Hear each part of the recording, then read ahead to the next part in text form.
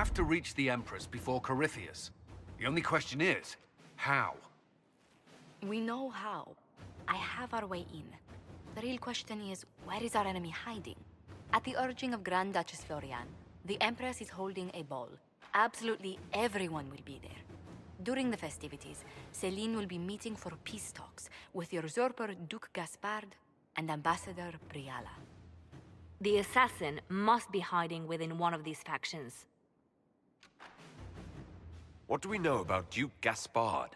The man who would have been Emperor. He's Celene's cousin, and was first in line to inherit the throne when Emperor Florian died. Celene outmaneuvered him. She won over the Council of Heralds, who hold authority over title disputes. She became Empress, and he a general in the Imperial Army. He's well loved by the troops. He's also a Chevalier. Most of their number sided with him when he turned on the Empress. Aren't the Chevaliers part of the army? Why would they follow the Duke? Most Chevaliers are sworn to serve the crown, but that does not give them faith in the person wearing it. The Empress has tried to improve relations with Ferelden and Navarra. The Chevaliers see her as anti-military. They believe Gaspard could lead the Empire back to the glory of Draken's expansion years. Tell me everything we know about the Empress. Empress Celene is a renowned diplomat and reformer. She works tirelessly to secure peace for the Empire. Unfortunately, many Orlesians view peace as complacency. She has yet to name an heir, leaving the future of the Empire in doubt if anything happens to her. Especially when the next in line is her cousin Gaspard, who's made few friends on the Council of Heralds. Celene is surrounded at all times by countless guards, courtiers, servants, and vassals. What better place for an assassin to hide than the Empress's own household? How can Gaspard still be next in line while he wages war against his Empress? The title Grand Duke indicates that he was a prince before the Empress took the throne.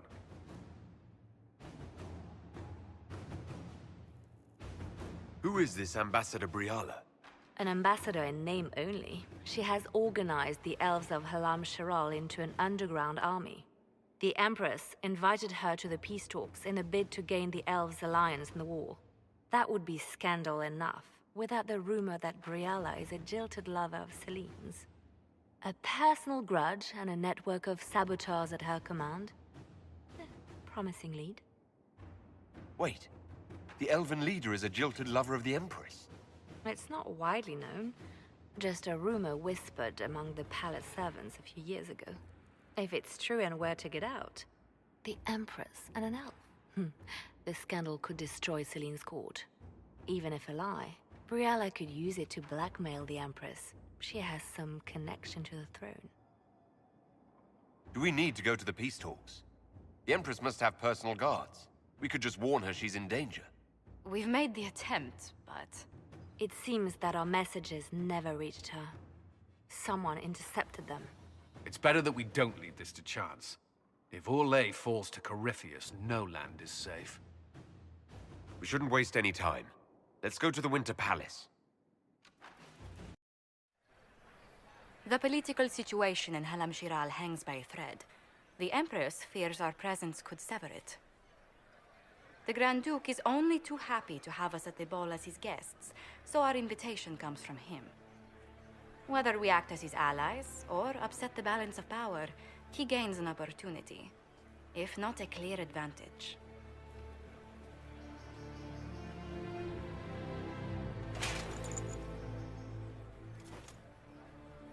Inquisitor Trevelyan, it is an honor to meet you at last. Bringing the rebel mages into the ranks of your army was a brilliant move. Imagine what the Inquisition could accomplish with the full support of the rightful Emperor of Orlais. And which one was the rightful one again? I keep getting them confused. If we keep watch, he may appear, probably by the brandy. I am not a man who forgets his friends, Inquisitor. You help me, I'll help you. Prepared to shock the Assembly by appearing as the guest of a hateful usurper, my lord? They will be telling stories of this into the next age. I can't imagine that crowd has seen anything better than us in their entire lives. I knew we would get along famously, Inquisitor. As a friend, perhaps there is a matter you could undertake this evening. This elven woman, Briala, I suspect that she intends to disrupt the negotiations. My people have found these ambassadors all over the fortifications. Sabotage seems the least of their crimes. Tell me there's more to your suspicion than the elves were acting dodgy. That Ambassador Briala used to be a servant of Celene's. That is, until my cousin had her arrested for crimes against the Empire to cover up a political mistake. If anyone in this room wishes Celene harm, Inquisitor, it's that elf. She certainly has reason. Be as discreet as possible. I detest the game, but if we do not play it well, our enemies will make us look like villains. We're keeping the court waiting, Inquisitor. Shall we?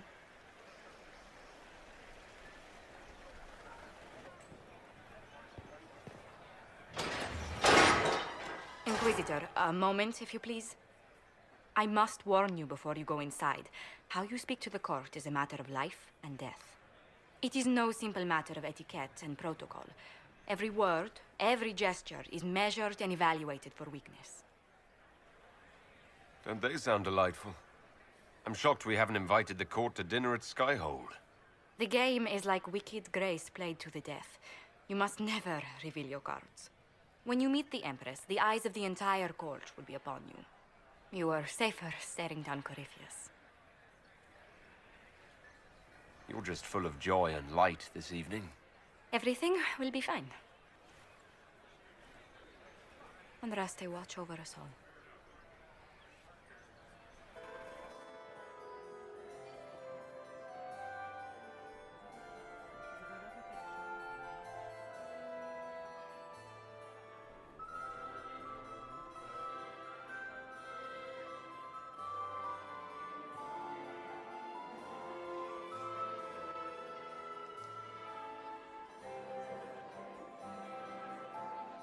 And now presenting Grand Duke Gaspard de Chalon, and accompanying him, Lord Inquisitor Trevelyan of the Ostwick Circle of Magi.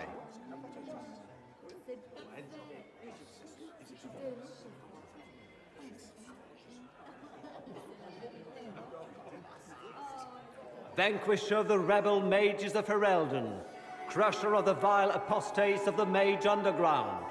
He is so full of it. That's not how it went. Champion of the Blessed Andraste herself. Did you see their faces? Priceless. Accompanying the Inquisitor, Madame Vivienne, First Enchanter of the Circle of Magi, Enchanter of the Imperial Court, Mistress of the Duke of Ghislaine, Lord Dorian Pavus, Member of the Circle of Arantium, son of Lord Magister Hallwood Pavus of Azariel. Her Ladyship, my bulls each, of course. Sir Callum Stanton Rutherford of Pomleaf, Commander of the Forces of the Inquisition, former Knight Commander of Kirkwall. Lady Liliana, Nightingale of the Imperial Court, veteran of the Fifth Light, Seneschal of the Inquisition, and left hand of the Divine. And Lady Josephine Charette Montillier of Antiva City, Ambassador of the Inquisition.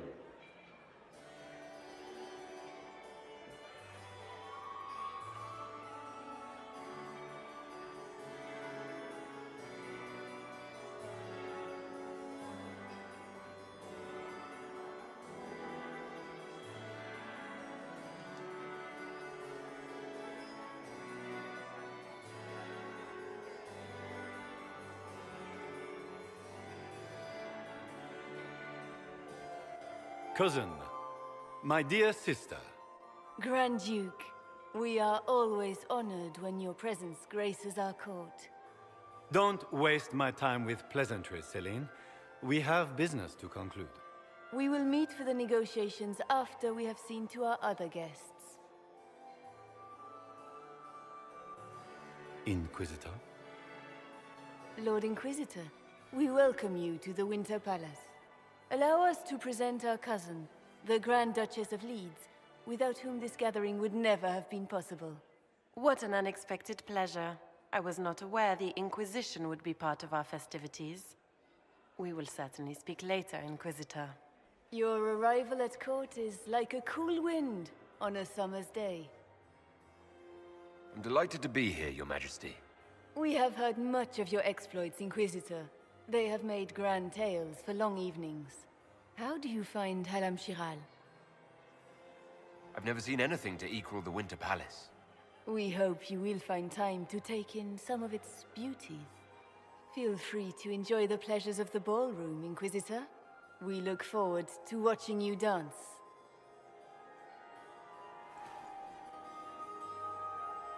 Inquisitor, a word when you have a moment. Good. I was hoping I would catch you. What did the Duke say? He points the finger at Ambassador Briala. The ambassador is up to something, but she can't be our focus. The best place to strike at Celene is from her side. Empress Celene is fascinated by mysticism, foreseeing the future, speaking with the dead, that sort of rubbish. She has an occult advisor, an apostate who charmed the Empress and key members of the court as if by magic. I've had dealings with her in the past. She is ruthless and capable of anything. How can Celene openly keep an apostate in the Imperial Court? The Imperial Court has always had an official position for a mage. Before now, it was little better than court jester. Vivian was the first to turn that appointment into a source of real political power. When the circles rebelled, technically every mage became an apostate. The word lost much of its strength. You think she's controlling the minds of the court? That's powerful blood magic. She's worth investigating. Can't be sure of anything here. Both leads point toward the guest wing. It's a promising place to start. I'll coordinate with our spies to see if I can find anything better. I will be in the ballroom if you need me.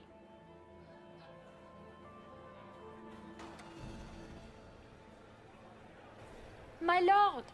My lord Inquisitor! May we have a word? It is very important. The Empress has sent us with a message for you. How can I be certain this message is from the Empress? We three wear the masks of House Valmont. They signify that we are public faces of the Empress. They are also extremely fashionable. I'm always honored to hear from Her Majesty. Oh, she is the honored one, Inquisitor. Empress Celene is eager to assist the Herald of Andraste in his holy endeavor. She will pledge her full support to the Inquisition as soon as the usurper Gaspard is defeated. It's a generous offer. The Empress believes wholeheartedly that the Inquisition is our best hope for peace in these difficult times. She looks forward to cementing a formal alliance. As soon as Gaspard is out of the way. But we have taken enough of your time. Please, enjoy the masquerade, Inquisitor. I'll be ready for your signal, provided this spicy punch isn't as strong as it seems. Don't wear yourself out mingling. I expect a dance before this is over. Dancing with the evil Magister, in full view of every noble in Orlais. How shocking. They'll live. You say that now. If you can find me 10 silk scarves, I've got a dance that will really shock them.